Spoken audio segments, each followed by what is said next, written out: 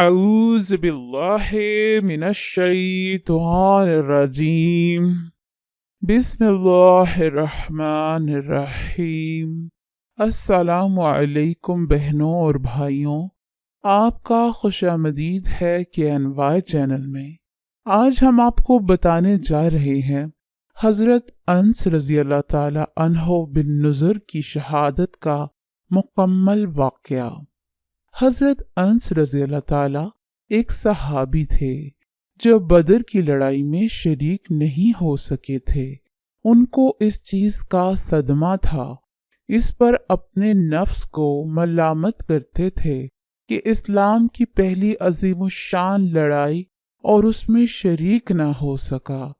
ان کی تمنا تھی کہ کوئی دوسری لڑائی ہو تو پورے حوصلے کے ساتھ اس میں حصہ لوں۔ اتفاق سے احد کی لڑائی پیش آ گئی، جس میں یہ بڑی بہادری اور دلیری سے شریک ہوئے۔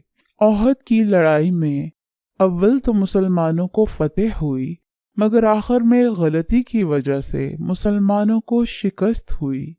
وہ غلطی یہ تھی کہ حضور اکرم صلی اللہ علیہ وآلہ وسلم نے کچھ آدمیوں کو ایک خاص مقام پر کھڑا کیا تھا اور فرمایا تھا کہ تم لوگ جب تک میں نہ کہوں اس جگہ سے مت ہٹنا، کہ وہاں سے دشمن کے حملے کا اندیشہ تھا۔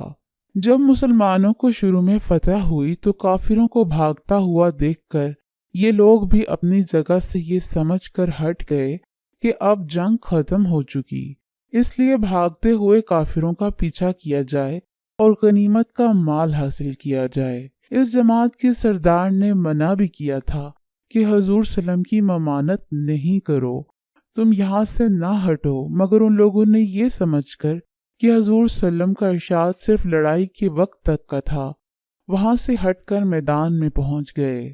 بھاگتے ہوئے کافروں نے اس جگہ کو خالی دیکھ کر اس طرف سے آ کر حملہ کر دیا۔ مسلمان بے فکر تھے، اس اچانک بے خبری کے حملے سے مغلوب ہو گئے اور دونوں طرف سے کافروں کے بیچ میں آ گئے، جس کی وجہ سے ادھر ادھر پریشان بھاگ رہے تھے۔ حضرت انس رضی اللہ تعالیٰ نے دیکھا کہ سامنے سے ایک صحابی حضرت سعد رضی اللہ تعالیٰ بن معاذ آ رہے ہیں۔ ان سے کہا کہ اے سعد، کہاں جا رہے ہو؟ خدا کی قسم جنت کی خوشبو احد کے پہاڑ سے آ رہی ہے۔ یہ کہہ کر تلوار تو ہاتھ میں تھی ہی کافروں کے ہجوم میں گھس گئے اور اتنے شہید نہیں ہو گئے، واپس نہیں ہوئے۔ شہادت کے بعد ان کے بدن کو دیکھا گیا تو چھلنی ہو گیا تھا، اسے 80 جگہ سے زیادہ زخم تیر اور تلوار کے بدن پر تھے۔ ان کی بہن نے انگلیوں کے پوروں سے ان کو پہچانا۔ جو لوگ اخلاص اور سچی طلب کے ساتھ اللہ کے کام میں لگ جاتے ہیں، ان کو دنیا ہی میں جنت کا مزہ آنے لگتا ہے۔ حضرت انس رضی اللہ تعالیٰ زندگی ہی میں جنت کی خوشبو سونگھ رہے تھے۔ اگر اخلاص آدمی میں ہو جائے تو دنیا بھی جنت لگتی ہے اور دنیا میں جنت کا مزہ آ جاتا ہے۔ اللہ پاک ان کا مقام اونچا کرے اور ہمیں بھی اپنے صحابہ اور اپنے نبی کے نقش قدم پر چلنے کی توفیق عطا فرمائے، آمین۔ ویڈیو پسند آئی ہو تو لائک کیجئے، شیئر کیجئے اور چینل کو سبسکرائب کریں۔ شکریہ۔